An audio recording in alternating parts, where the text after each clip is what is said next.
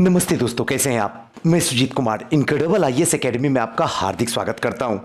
आज का वीडियो जो है बहुत ही स्पेशल होने वाला है उन लोगों के लिए जो लोग जेपीएससी के संडे को एग्जाम देने वाले हैं, उन लोगों के लिए आने वाले 31 अक्टूबर को जो सीडीपीओ है उनके लिए, और उन लोगों के लिए जो लोग 12 दिसंबर को 67th का बीपीएससी प्रीलिम्स पास करने वाले हैं, उनके लिए टोटल 50 क्वेश्चन है।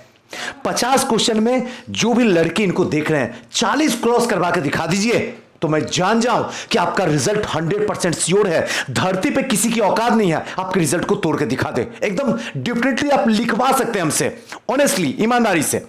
और लड़कियां अगर 35 को क्रॉस कर गई तो मान लो तुमको मेंस लिखने से इस जमाने में किसी की औकात नहीं है जो रोक के दिखा दे।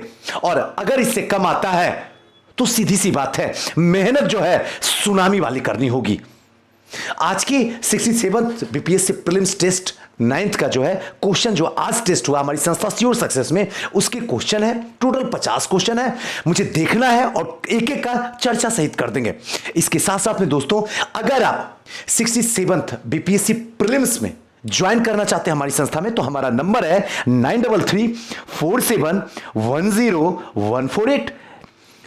ये कॉलिंग नंबर है, और 9015148776 इस दोनों पे आप व्हाट्सएप कर सकते हैं। इसके साथ साथ दोस्तों एक बात तो और मैं बता दूं आपको क्लियरिटी के साथ में कि हमारी संस्था में जो है मेंस के लिए ऑप्शनल क्लासेस स्टार्ट है, और उसमें भी मैं हिस्ट्री पढ़ाता हूं। वो भी जो है न्यू बैच मंडे को स्टार्ट हो रहा है, यानी कि कल स्टार्ट हो रहा है। अगर अब तक डिसीजन नहीं ले पाए हैं तो मैं दावे के साथ में कह रहा हूं आपको डूबने से आप खुद भी अपने आप को नहीं बचा पाइएगा। अगर निकलना है तो श्योर सक्सेस और हमारे साथ चलना होगा। आपको हो सकता है हमारी बातें इस समय लगे कि ऐसे ही बोल रहे हैं, लेकिन जिस समय रिजल्ट रुक जाएगा उस समय सिर्फ और सिर्फ इस ब्रह्मांड में मेरे सिवा आपके दिल में कोई नहीं याद आ सकता कि काश अगर उस समय सुजीत सर की बात मान लिए होते तो शायद कहीं और होते। इसलिए मैं सिंपल सी एक बात कहता हूं, आप किसी भी संस्था में जाइए, कोई एतराज मुझे नहीं है, मैं सबका सम्मान करता हूं, मैं आपका भी सम्मान करता हूं, लेकिन एक बार, सिर्फ एक बार हमसे मिलिए। उसके बाद आप जहां जाके बेरोजगार होना है, पैसा डुबो देना है, नहीं समझना है, वो आपकी इच्छा है, लेकिन एक बार मिल लीजिए। तो चलिए दोस्तों, आज के सेशन की शुरुआत करते हैं, थोड़ा बड़ा कर लेते हैं और मजेदार तरीके से एक एक क्वेश्चन की चर्चा करते हैं। सबसे पहला क्वेश्चन आपके स्क्रीन पे आ चुका है, पेन पेपर लेके बैठ जाइए। और हां, एक बात और, कमेंट बॉक्स में कमेंट देना नहीं भूलिएगा, अपने दिल की बात जरूर लिखिएगा, लेकिन हां कभी ऐसा आंसर मत लिखिएगा ए का 1, 2 का बी, 3 का सी, 4 का डी, ऐसे ओवरऑल नंबर मुझे बताइए कितना नंबर है, बस, और कुछ नहीं मुझे चाहिए। पहला क्वेश्चन आपके स्क्रीन पे आ गया है, हो जाइए तैयार, चलिए मेरे साथ। बाबर की आत्मकथा बाबरनामा में का अंग्रेजी में अनुवाद किसने कराया था? बाबरनामा का ऑप्शन आपके स्क्रीन पे है, मैं जस्ट इसका आंसर बताऊंगा। इसका सही आंसर जो होगा वो होगा ऑप्शन नंबर बी, रश्कन।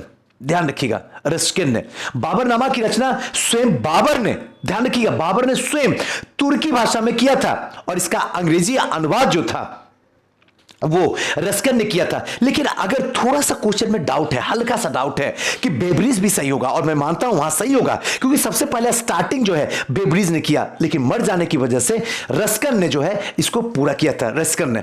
इसलिए सही आंसर जो होगा वो होगा ऑप्शन नंबर बी। चलिए नेक्स्ट क्वेश्चन की ओर पेन पेपर लेके बैठिएगा ताकि मजा आ जाए आपको समझने में। दूसरा नंबर, बाबर किसका वंशज था? ऑप्शन आपके स्क्रीन पे है। चलिए ऑप्शन आपके स्क्रीन पे, मैं सिर्फ आंसर बताते जाऊंगा, ऑप्शन आपके स्क्रीन पे है। इसका सही आंसर जो होगा वो होगा ऑप्शन नंबर ई, सही आंसर होगा। तो इसका आंसर क्या होगा? तो तैमूर चंग और चंगेज खां, ये दोनों होगा। बाबर किसका वंशज था? तैमूर चंग और चंगेज खां का वंशज था, तो दोनों सही है, ऑप्शन नंबर ई भागेगा। तीसरा नंबर, सरहिंद का युद्ध कब हुआ था? ये तो बड़ा सिंपल है, आसानी से बता सकते हैं। इसका सही आंसर जो होगा ऑप्शन नंबर सी, 1555। सरहिंद का युद्ध 1555 में हुआ था। सरहिंद का युद्ध 22 जून 1555 ईस्वी में मुगलों और अफगानों के बीच हुआ था। ध्यान रखिएगा, मुगलों और अफगानों के बीच हुआ था, और इसमें मुगल सेना के साइड से बैरम खान ने खुद युद्ध जीत लिया था और मुगलों को पुनः भारत पर विजय जो है संभव हो गई थी, वरना एक बीच में जो एक ऐसा टाइमिंग चला था जो कि हुमायूं के टाइम में स्थिति बहुत बदतर हो गई थी, लेकिन फिर से आ गया था। आइए चौथा नंबर क्वेश्चन, हुमायूं का पहला आक्रमण हुआ था, तो चौथा का सही आंसर होगा ऑप्शन नंबर डी, एकदम आसान है, ऑप्शन बी कलिंजर में। ध्यान रखिए हुमायूं का पहला आक्रमण जो है कलिंजर पर था 1531 ईस्वी में। थोड़ा सा ये भी देखते हैं ताकि मजा आ जाए इतिहास पढ़ने में, लगे कि हाँ इतिहास पढ़ रहा है। 1531 में कलिंजर में का जो शासक था उसका नाम था रुद्रदेव। ध्यान रखिएगा, शासक भी याद रखिए। 1531 में कलिंजर में रुद्रदेव पर आक्रमण किया गया था, परंतु हुमायूं इसमें क्या रहा, पूरी तरीके से असफल रहा। यह भी याद रखना है, क्वेश्चन आजकल ऐसे ही पूछे जा रहे हैं, अगर ऐसे नहीं पढ़िएगा तो फिर कोई उपाय नहीं है कि आप जीत सकते हैं। चलिए आइए नेक्स्ट पे चलिए 5वां नंबर क्वेश्चन की ओर चलते हैं। हुमायूं एवं शेर खां के बीच चौसा का युद्ध कब हुआ था? ये तो बड़ा आसान है, ऑप्शन नंबर सी 29 जून 1539 को। हुमायूं एवं शेर शाह के बीच जो है बक्सर के जगह पे ही एक चौसा नामक जगह है, स्थान है, बक्सर में ही चौसा नामक वहीं पे हुआ था और इस युद्ध में हुमायूं की हार हुई थी। बस ये आपको ध्यान रखना होगा और कुछ भी नहीं। आइए 6ठा नंबर क्वेश्चन में चलते हैं। बाबर ने भारत में सर्वप्रथम बारूद का प्रयोग किया था, तो 6ठा का सही आंसर के पास चलते हैं। 6ठा का सही आंसर ऑप्शन नंबर, देख लीजिए आप ऑप्शन, और मैं आंसर आपको बताता हूं, भेरा के किले पे। ध्यान रखिएगा ऑप्शन नंबर बी, भेरा के किले पे। बाबर ने भारत पर पहला आक्रमण 1519 ईस्वी में बाजौर पर किया था और यहीं पर एक किला था भेरा। ध्यान रखिएगा वहीं पे वो किला जो था भेरा था, बाजौर पर किया था, वहीं पे किला जो था। चलिए इसी में सर्वप्रथम जो है बारूद या तोपखाना का प्रयोग किया था, सबसे पहली बार बारूद तोपखाना का, और इसका चित्रण जो है स्वयं बाबर ने अपनी आत्मकथा में किया था। 7वां नंबर, पानीपत का प्रथम युद्ध कब हुआ था? ये सब तो आसान क्वेश्चन, इसमें तो समझाने की जरूरत ही नहीं है। ऑप्शन नंबर डी यानी 21 अप्रैल 1526 को पानीपत का प्रथम युद्ध हुआ था, जिसमें बाबर और इब्राहिम लोदी के बीच हुआ था। थोड़ा तेजी से चलते हैं। इसमें बाबर की जीत हुई थी और लोदी की हार हुई थी, और इस युद्ध के विजय की खुशी में बाबर ने काबुल के प्रत्येक निवासियों को जो है चांदी का सिक्का दिया था। बस इतना ध्यान रखना, बड़ा इंटरेस्टिंग फैक्ट है और ये सब फैक्ट पढ़ने में मजा आ जाता, लगता है कि हां इसको कहते हैं क्वेश्चन, और मजा आता है बनाने में भी। 8वां नंबर क्वेश्चन देखिए, आराम बाग का निर्माण कहां किया गया था? तो 8वां का सही आंसर जो होगा ऑप्शन नंबर ए, आगरा में किया गया था। बाबर ने करवाया था, निर्माण आगरा में किया था, जो कि ज्यामितीय विधि से इसका निर्माण किया गया था, जिसे नूर अफगान भी कहा जाता है आराम बाग को। थोड़ा लिखते जाइएगा, ऐसे काम नहीं चलेगा, ध्यान रखिएगा, है ना। हेमू विक्रमादित्य की उपाधि धारण करने वाला भारत का कितने नंबर का शासक था? तो 9th का सही आंसर होगा ऑप्शन नंबर डी, 14वें नंबर का शासक था। ध्यान रखिएगा, पानीपत के द्वितीय युद्ध के बाद, जैसे द्वितीय युद्ध होता उसके बाद शूर शासक वजीर सेनापति हेमू, ध्यान रखिएगा शूर शासक जो वजीर था वो सेनापति हेमू दिल्ली पर अधिकार करके विक्रमादित्य की उपाधि धारण कर लेता हेमू, और भारत का 14वें शासक थे हेमू, और वो हिंदू थे, विक्रमादित्य की उपाधि वाला अंतिम शासक था। आइए 11 नंबर क्वेश्चन की ओर चलते। 11 नंबर क्वेश्चन क्या कहता है? अकबर के समय सबसे पहला विद्रोह हुआ था, तो 10वां का सही आंसर ऑप्शन आपके स्क्रीन पे है। 10वां का सही आंसर बताइए, ऑप्शन नंबर बी यानी कि उजबेगों का। ध्यान रखिएगा अकबर के समय 1564 में, याद रखिएगा 1564 में उजबेगों ने विद्रोह किया था, जो कि पहला विद्रोह था। 11 नंबर, अकबर ने लड़कियों की शादी की न्यूनतम उम्र कितना निर्धारित किया था? तो इसका सिंपल सा है ऑप्शन नंबर बी, 14 वर्ष। अकबर ने सामाजिक क्षेत्र में भी महत्वपूर्ण सुधार किया था, ऐसा नहीं था कि नहीं किया था, हर एक में, जीवन के चारों क्षेत्र, चाहे सामाजिक हो, चाहे आर्थिक हो, चाहे राजनीतिक हो, चाहे सांस्कृतिक हो, धार्मिक हो या भौगोलिक हो, सब दिशा में काम किया था और इसमें सामाजिक में सुधार किया था। इन्होंने सती प्रथा पे पूरी तरीके से रोक लगाने का प्रयास किया था अकबर ने। लड़का और लड़कियों के बीच में शादी की उम्र को निर्धारित किया था, जिसमें क्रमशः 16 और 14 वर्ष किए गए थे। ध्यान रखिएगा 14, सॉरी ये गलती हो गया क्वेश्चन, रियली सॉरी, 16 वर्ष, हमने 14 फुल फ्लो में बोल दिया, 16 वर्ष, ध्यान रखिएगा।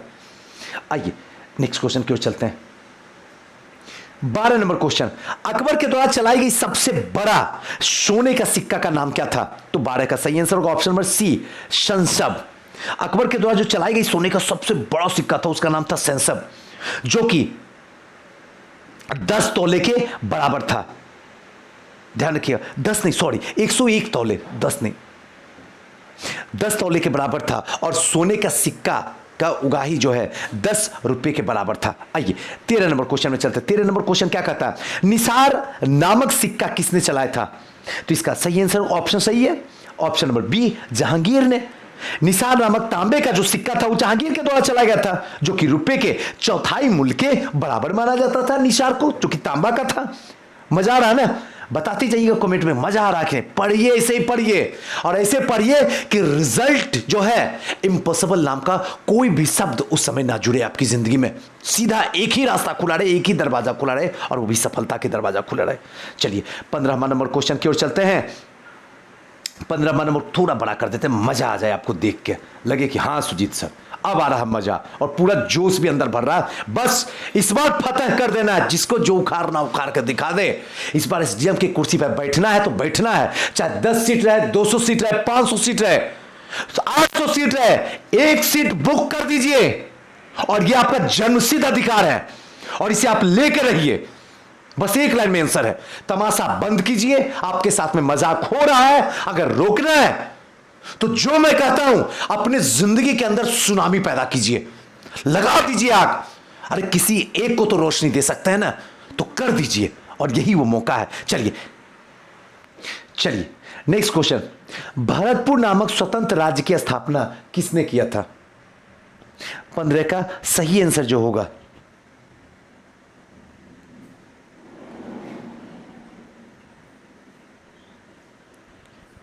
सॉरी एक सेकेंड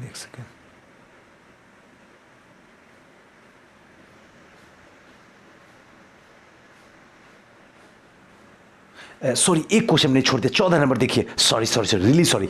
निम्न में से किसके शासक के चहार तस्लीम प्रथा का प्रारंभ किया था? तो 14 का सही आंसर जो होगा ऑप्शन नंबर, इसमें से कोई भी सही नहीं है, क्योंकि इसमें जो ऑप्शन होगा, मैं ऑप्शन सही बता दूं आपको, शाहजहां, बस याद रख लीजिए शाहजहां, और ऑप्शन में कहीं भी नहीं है, तो इसका सही आंसर होगा ई। आइए 15वां नंबर क्वेश्चन देखते हैं। 15वां नंबर क्वेश्चन क्या कहता है? भरतपुर नामक स्वतंत्र राज्य की स्थापना किसने किया था? तो इसका सही आंसर जो होगा आप बताइए, ऑप्शन नंबर डी, यानी कि चूड़ामन ने भरतपुर का किया था। बस इतना याद रखिएगा। जाट नेता चूड़ामन ने औरंगजेब के समय में मथुरा के ही निकट स्वतंत्र भरतपुर राज्य की स्थापना 1688 में। थोड़ा थोड़ा ये चीज भी रहे ना तो मजा आता पढ़ने में इतिहास। देखिए इतिहास जो है ना, व्यवस्थित तरीके से अध्ययन करने का नाम ही इतिहास है। ऐसे इतिहास आपको बोझ लगेगा। 1688 में किया था, जहां पहला विद्रोह जो है गोकुल के नेतृत्व में किया हुआ था।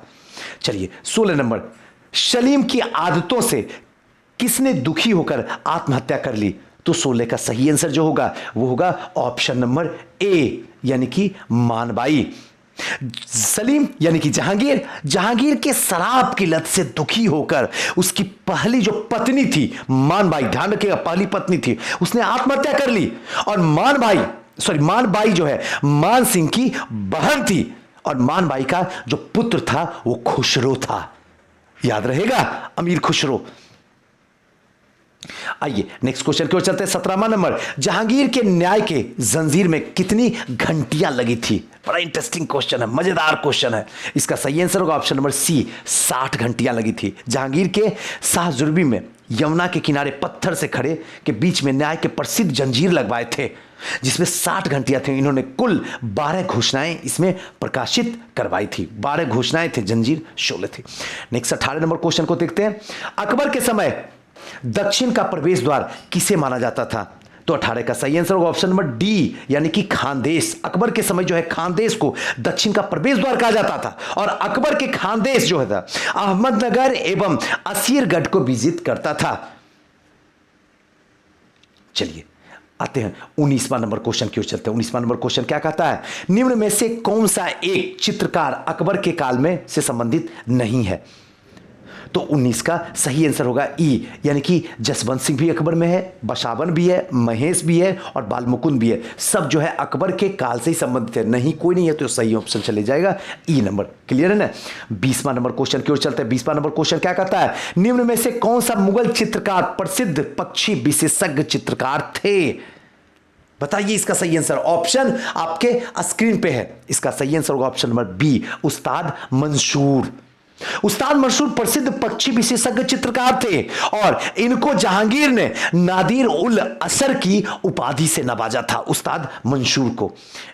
21वां नंबर क्वेश्चन, बीजापुर के सुल्तान आदिल शाह का चित्र जो है किसने बनवाया था। और आदिल शाह से बीजापुर जो है 1510 में किसने छीना था, याद कीजिए, अल्बुकर। अल्बुकर कौन था, तो पुर्तगाली गवर्नर, दूसरा गवर्नर, जिसको वास्तविक संस्थापक भी पुर्तगाली का कहा जाता। थोड़ा मजा आ जाए इसकी डिटेल से समझने में। तो इसका सही आंसर जो होगा 21 का, वो आंसर जो होगा ऑप्शन नंबर ए, फारूज बेग। ध्यान रखिएगा, फारूज बेग अकबर के समय में मुगल दरबार में आया था, अकबर के समय में आया था, लेकिन जहांगीर के समय बीजापुर के सुल्तान आदिल शाह का चित्र को इसने बनवाया था।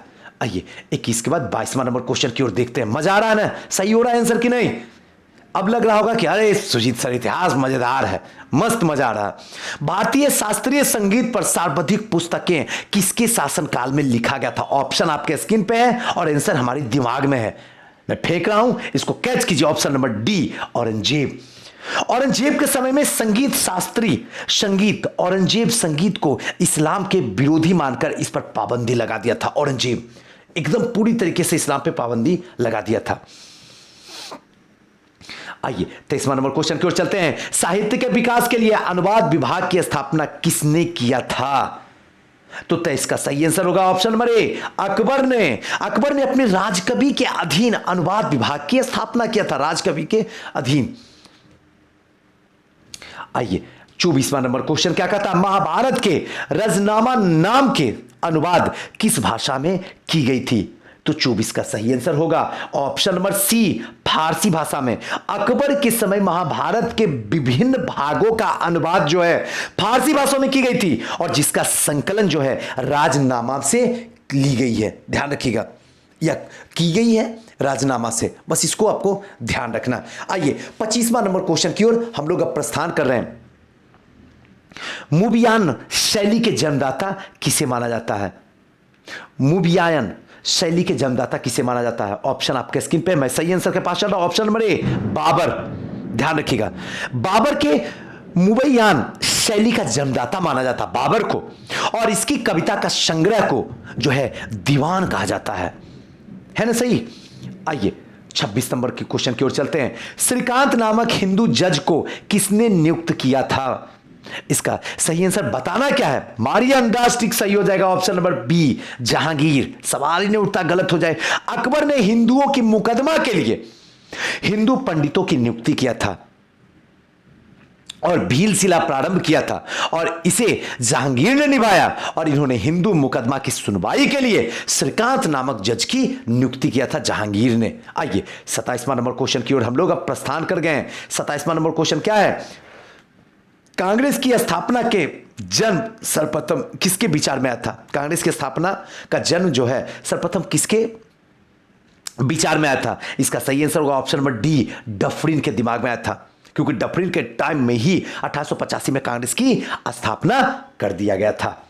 आइए नेक्स्ट क्वेश्चन की ओर चलते हैं। 28वां नंबर क्वेश्चन, भारतीय राष्ट्रीय संघ का नाम कांग्रेस रखने के प्रस्ताव किसने दिया था। तो 28 का सही आंसर जो होगा ऑप्शन नंबर बी, दादा भाई नौरोजी। भारतीय राष्ट्रीय संघ की स्थापना 1884 में ही कर दी गई थी और जिसका प्रथम अधिवेशन 28 दिसंबर 1885 को गोकुल दास तेजपाल संस्कृत विद्यालय में आयोजित किया गया था और इसके अधिवेशन में इसका नाम जो है आगे चल के दादा भाई नौरोजी ने सुझाव दिया भारतीय राष्ट्रीय कांग्रेस, और फिर भारतीय राष्ट्रीय कांग्रेस के नाम से इसका नाम रखा गया। 29वां नंबर क्वेश्चन, कांग्रेस का दूसरा अधिवेशन कहां हुआ था। चलिए बताइए, बड़ा आसान है, बच्चों जैसा क्वेश्चन है ये क्वेश्चन, तो गलती से भी ना आंसर गलत हो जाए। बताइए इसका सही आंसर होगा ऑप्शन नंबर डी, कोलकाता में। कांग्रेस का दूसरा अधिवेशन कोलकाता में हुई थी और जिसकी अध्यक्षता जो दादा भाई नौरोजी ने किया था, और इसमें कुल जो है 434 प्रतिनिधि ने भाग लिया था। पहला में 72 के आसपास था और इसमें 434 सीधे, दूसरा में इतना भाग गया था, पहला बंबई, दूसरा कोलकाता। आइए 30वां नंबर क्वेश्चन की ओर चलते हैं। क्या है? कांग्रेस की अध्यक्षता करने वाले प्रथम अंग्रेज थे। इसका सही आंसर बोलने की और समझने की कुछ नहीं, option number C, George Yule. Congress का चौथा अधिवेशन 1888 ईस्वी में इलाहाबाद में हुआ था, चौथा, जिसकी अध्यक्षता, तीसरा, पहला तो आपको पता ही चल गया होगा, पहला बंबई, ये तो क्लियर हो गया, दूसरा कोलकाता, तीसरा मद्रास और चौथा इलाहाबाद में हुआ था और इसकी अध्यक्षता जो है जॉर्ज यूल ने किया था। आइए 31वां नंबर क्वेश्चन की ओर हम लोग अब प्रस्थान करते हैं। आंसर बताते जाइएगा सही हो रहा है कि नहीं। कांग्रेस के किस अधिवेशन में 21 वर्ष से की उम्र पूरा होने पर मताधिकार की मांग की गई थी? किस अधिवेशन में? तो 31 का सही आंसर जो होगा ऑप्शन नंबर बी, यानी कि 5वां अधिवेशन में। कांग्रेस के 5वां अधिवेशन जो कि बंबई में की गई थी, इसकी अध्यक्षता विलियम डेवरबर्न ने किया था और इसकी पहली बार 21 वर्ष पूरा होने पर मताधिकार की अधिकार को मांगा गया था। 32वां नंबर क्वेश्चन की ओर चल दिए हैं। भारत का प्रथम भारतीय महिला अध्यक्ष कांग्रेस के किस अधिवेशन में अध्यक्षता की थी? बड़ा इंपॉर्टेंट है, कई बार क्वेश्चन पूछा जाता है, आपको फंसा दिया जाता है। इसका सही आंसर होगा ऑप्शन नंबर डी, कानपुर के अधिवेशन में किया गया था। थोड़ा चर्चा हो जाए, भारत की प्रथम महिला अध्यक्ष जो है सरोजिनी नायडू है। ये वही सरोजिनी नायडू है जो उत्तर प्रदेश के प्रथम राज्यपाल भी बनी थी, जो कि कांग्रेस के कानपुर अधिवेशन 1925 का टाइमिंग चला जिसकी अध्यक्षता की थी और कांग्रेस की 40वें अधिवेशन में इन्होंने भाग भी लिया था थी। आइए 33वां नंबर क्वेश्चन। मजा आ रहा है ना आपको? अगर मजा आ रहा है तो कमेंट बॉक्स में अपनी दिल की बात खोल के लिखिए ताकि हमें भी आपको मजबूर हो जाए आपके कमेंट को पढ़ के लिखने पे, क्योंकि यही तो हमारी एनर्जी है, यही तो हम दोनों को एक दूसरे के साथ में कर रहा है। और चाहे कितनी भी एनर्जी हो, सक्सेस आपके बाहों में झूमना चाहिए और आप सक्सेस को गले लगाना चाहिए क्योंकि वो आपकी महबूबा है। आपने शादी रचा लिए हैं तो किसी और के गले में ना चल जाए। ख्याल रखिए, जगिए, सुनामी पैदा कीजिए, लेकिन रिजल्ट अपनी औकात में लाकर दिखाइए। जमाने को जिसने विश्वास नहीं किया उसकी नजर को झुका दीजिए, वो भी माला लेकर आपके सामने खड़ा हो जाए। लगाइए ऐसी सुनामी कि दुनिया की हर मुसीबत हाथ जोड़ के आपसे सामने घसक जाए और आप अपने लक्ष्य के प्रति जो है समर्पण हो जाए। आइए, पहली महिला कौन थी जिसने कांग्रेस का अधिवेशन की अध्यक्षता की थी? तो 33 का एकदम आसान है, option number B, Annie Besant.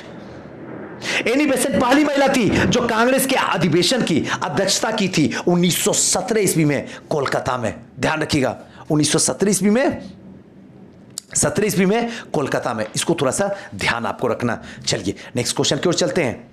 Next question 34वां number question में और चलते हैं हम लोग। चलिए, निम्न में से कौन सी प्रथम महिला थी जो कांग्रेस के मंच को संबोधन की थी? इसका सही आंसर होगा ऑप्शन नंबर सी, कादम्बली गांगुली। कितना इंपॉर्टेंट क्वेश्चन है, फंसा कर रख देगा आयोग आपको। कांग्रेस का छठा अधिवेशन 1890 ईस्वी में हुई थी और जिसकी अध्यक्षता फिरोज शाह मेहता ने किया था और पहली बार कोलकाता विश्वविद्यालय की स्नातक महिला कादम्बरी गांगुली, पहली बार कोलकाता विश्वविद्यालय की स्नातक महिला कादम्बरी गांगुली ने कांग्रेस के मंच को संबोधन किया था। इससे पहले आज तक कोई भी नहीं, याद रख लीजिएगा गांगुली को। 35वां नंबर क्वेश्चन क्या कहता? महात्मा गांधी ने कांग्रेस के किस अधिवेशन की अध्यक्षता की थी? तो 35 का सही आंसर होगा ऑप्शन नंबर ए, 40वां। महात्मा गांधी कांग्रेस का 40वां अधिवेशन बेलगांव की अध्यक्षता किया था, 40वां में, जो दिसंबर 1924 में हुआ था। और बेलगांव वर्तमान कहां पे है? तो कर्नाटक में है। ध्यान रखिएगा, कर्नाटक में। आइए नेक्स्ट 36वां नंबर क्वेश्चन की ओर हम लोग अब प्रस्थान कर रहे हैं। कांग्रेस का कौन सा प्रथम अधिवेशन गांव में हुआ था? बड़ा इंपॉर्टेंट और इंटरेस्टिंग क्वेश्चन है, बड़ा इंपॉर्टेंट। ऑप्शन हरिपुरा पहला है, थोड़ा सा देख लीजिएगा ताकि आपको दिक्कत ना हो। त्रिपुरा का, मेरठ का, फैजपुर का। इसका सही आंसर जो होगा 36 का वो होगा option number D, Faizpur. Note down कर लीजिए, बड़ा इंपॉर्टेंट है। जेपीएससी संडे को जाइएगा देने के लिए, क्वेश्चन यही से निकलेगा, हमारा शकल दिखेगा लेकिन आंसर सही नहीं होगा। अगर आंसर सही करना है तो इस वीडियो को शुरू से अंत तक चाट जाइए। फैजपुर, थोड़ा सा डिटेल से इसको समझा दिया जाए कि आखिर फैजपुर क्यों होगा। कांग्रेस का एक कामनवा अधिवेशन 1937 ईस्वी में फैजपुर में होता है। कामनवा 37 का टाइमिंग है, जिसकी अध्यक्षता पंडित जवाहरलाल नेहरू ने किया था, जो कि सर्वप्रथम गांव में हुआ था। अध्यक्षता पंडित जवाहरलाल नेहरू, याद रहेगा ना। 37वां नंबर क्वेश्चन, कांग्रेस के किस अधिवेशन में मौलिक अधिकार की मांग की गई थी? 37 नंबर क्वेश्चन में इसका सही answer option number C, Karachi. Congress का 46वां अधिवेशन कराची में किया गया था और 1931 ईस्वी में सरदार वल्लभ भाई पटेल ने किया था और इसी में मौलिक अधिकार की मांग की बात रखी गई थी कराची अधिवेशन में, याद रहेगा ना। 38वां नंबर क्वेश्चन की ओर चल दिए हम लोग, एकदम तैयार रहिए। कांग्रेस का सबसे युवा अध्यक्ष निम्न में से कौन बने थे? इसका सही आंसर होगा option number D, Abul Kalam Azad. Congress के सबसे युवा नेता अबुल कलाम आजाद, जिन्होंने 1940 से 46 तक सबसे लंबे समय तक कांग्रेस के अध्यक्ष बने रहे। याद रखिएगा, तभी मजा आएगा इतिहास पढ़ने में। पौधे में जटिल उत्तक कितने प्रकार के होते हैं? तो 39 का सही आंसर होगा ऑप्शन नंबर सी, 2 प्रकार के होते हैं। अब जो है हम लोग थोड़ा सा बायोलॉजी में इंटर कर लिए हैं, जो कि दोनों इंटरेस्टिंग है। जो आर्ट्स है वो साइंस वाले के लिए मुसीबत का गले का फांस बना हुआ है, फंदा बना हुआ है, और जो बायोलॉजी है आर्ट्स वाले के लिए जो है गले का फंदा बना हुआ, और बीच में हम खड़े हैं जो कि दोनों को आसान करने में लगे पड़े हुए हैं, है ना। आइए, सही आंसर होगा 2। पौधे में जटिल उत्तक के प्रकार जो होते हैं वो जाइलम और फ्लोएम, ध्यान रखिएगा, जाइलम और फ्लोएम, याद रखिएगा ना। चलिए 40वां नंबर क्वेश्चन की ओर हम लोग अब प्रस्थान कर गए। निम्न में से किसने संवहन उत्तक कहा जाता है? तो 40वां का सही आंसर जो होगा वो होगा ऑप्शन नंबर ई। तो सही क्या होगा इसमें? तो जाइलम और फ्लोएम, ये दोनों होगा। 41 नंबर क्वेश्चन की ओर चलते हैं। निम्न में से कौन सा सत्य फल नहीं है? सत्य फल नहीं है, तो 41 का सही आंसर जो होगा ऑप्शन नंबर डी, सेब। सेब एवं नाशपाती असत्य फल है, असत्य फल में इसको रखी जाती है, याद रख लीजिएगा। जिन फलों का विकास अंडाशय में होता, अंडाशय में, ध्यान रखिएगा, उसे सत्य फल कहा जाता है, और जिसका अंडाशय में नहीं होता है उसे असत्य फल कहा जाता है ना। आइए नेक्स्ट है 42वां नंबर क्वेश्चन की ओर हम लोग अब भाग रहे हैं। पौधे में प्रकाश संश्लेषण की क्रिया कितनी अवस्था में संपन्न होती है? इसका एकदम सिंपल है, ऑप्शन नंबर ए, 2 अवस्था में। पौधे में प्रकाश संश्लेषण की क्रिया 2 अवस्था में संपन्न होती है। पहला प्रकाश का अभिक्रिया और दूसरा प्रकाश का अदीप्त अभिक्रिया या अदीप्त अभिक्रिया कह सकते हैं, सिंपल है। चलिए 43वां नंबर क्वेश्चन थोड़ा सा देखिए, आप भी अपनी आंखों से देखिए ताकि मजा आ जाए। 43वां में क्या कहता है? पौधे में प्रकाश अभिक्रिया संपन्न होता है। इसका सही आंसर होगा ऑप्शन नंबर सी, ग्रेना में। पौधे में प्रकाश अभिक्रिया संपन्न होता है और इसका सही आंसर होगा ऑप्शन नंबर सी, ग्रेना में। इसे प्रकाश रासायनिक अभिक्रिया भी कहा जाता है, ग्रेना को, और यह अभिक्रिया हरित लवक में उपस्थित ग्रेना में संपन्न होता है। आइए नेक्स्ट जो है 44 नंबर, टमाटर के किस भाग को खाने में प्रयोग करते हैं? इसका सही आंसर होगा ऑप्शन नंबर ई, इनमें से कोई भी सही नहीं है। तो टमाटर क्या जो है फल भित्ति, ऑप्शन नंबर ए, और बीजांडसन, ये दोनों जो है टमाटर के इस भाग को खाने में हम प्रयोग करते हैं, ऑप्शन नंबर ई इसका सही आंसर चला जाएगा। 46वां नंबर क्वेश्चन देखते हैं। नारियल का कौन सा भाग खाने योग्य होता है? इसका सही आंसर होगा ऑप्शन नंबर ए, भ्रूणपोष।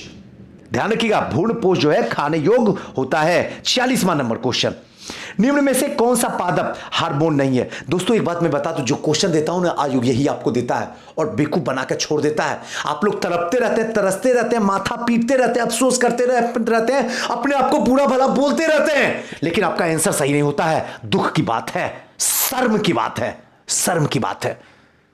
क्वेश्चन यही से आएगा, यकीन नहीं है जेपीएससी होने दीजिए एग्जाम, मैं आपको दिखाऊंगा। निम्न में से कौन सा एक पादप हार्मोन नहीं है? तो 46 का सही आंसर होगा ऑप्शन नंबर ई। तो इसका सही आंसर क्या होगा? इनमें से पादप हार्मोन जो है एथिलीन, ध्यान रखिएगा ऑप्शन नंबर सी, एथिलीन को क्रोकर ने खोज किया था और एक गैसीय हार्मोन है, ध्यान रखिएगा, याद रहेगा ना। इसलिए एक एथिलीन को एबीसी दोनों जो है एक पादप हार्मोन नहीं है, इसलिए ऑप्शन नंबर ई जो है सही चला गया। 47वां नंबर क्वेश्चन की ओर चलते हैं। निम्न में से किस क्रिया को सहसंयोजन बंधन कहा जाता है? तो 47 का सही आंसर होगा ऑप्शन नंबर बी। दो परमाणु के बीच इलेक्ट्रॉन की साझेदारी हो तो इसे कहते हैं सहसंयोजन। जब दो परमाणु के बीच जो है इलेक्ट्रॉन की साझेदारी फलस्वरूप रासायनिक बंधन बनाता है तो उसे सहसंयोजन बंधन कहते हैं, है ना सही? क्लियर है ना, कोई दिक्कत तो नहीं है ना। आइए 48वां नंबर क्वेश्चन की ओर भागते हैं। 48वां नंबर क्वेश्चन क्या कहता है? पौधों में प्रकाश संश्लेषण की क्रिया सबसे अधिक किस रंग में संपन्न होती है? एकदम इजी क्वेश्चन है, ऑप्शन नंबर सी लाल में होती है। प्रकाश संश्लेषण की क्रिया बैगनी रंग में सबसे कम होती है, बैगनी में, ध्यान रखिएगा, बैगनी में सबसे कम होती है और लाल रंग में सबसे अधिक होती है। ऑप्शन नंबर सी सही होगा। 49 नंबर क्वेश्चन, निम्न में से कौन सा खनिज पौधों में गुणसूत्र का निर्माण में सहायक होते हैं? तो 49 का सही आंसर होगा option number C calcium. Calcium DNA RNA का संयुक्त करने एवं क्रोमोसोम को गुणसूत्र के निर्माण करने में जो है सहायक होता है ना? क्लियर। 50वां नंबर क्वेश्चन, केब्स चक्र का निर्माण कौन से खनिज सहायक होती है? केब्स चक्र के निर्माण के लिए कौन सा खनिज सहायक होती है? इसका सही आंसर होगा ऑप्शन नंबर ए लोहा। लोहा याद रख लीजिएगा, यह पौधे के श्वसन क्रिया में महत्वपूर्ण भूमिका निभाती है। केब्स चक्र पौधे के श्वसन में लेने में महत्वपूर्ण निभाती है और यह केब्स चक्र का निर्माण जो है यह सहायक होता है। ऑप्शन नंबर ए लोहा में। तो चलिए दोस्तों, आज के सेशन को यहीं विराम रखते हैं और देखेंगे कि आप लोगों में कितना नंबर किनको आया है, कौन पास किए हैं, कौन फेल किए हैं। बस मुझे यही चाहिए और दिल की बात, ना थैंक यू ना वेलकम, ये सब मुझे कुछ नहीं चाहिए, प्रणाम और राम कुछ नहीं चाहिए, नमस्ते वमस्ते कुछ नहीं चाहिए। मुझे कितना नंबर आया है, क्या कमी रही, क्या चाहिए, ताकि मैं और सुधार कर सकूं, जिससे आपका रिजल्ट और कंफर्म हो जाए, हमें कमेंट बॉक्स में जाके दीजिएगा। और अगर हमारी संस्था में जुड़ना आप चाहते हैं तो नंबर तो आपको पता ही होगा, हमारी संस्था श्योर सक्सेस है। नंबर आपके स्क्रीन पर डिस्प्ले हो रहा है, 9334710148 पे कभी भी किसी भी तरीके का इंफॉर्मेशन आप ले सकते हैं। थैंक यू, नमस्कार।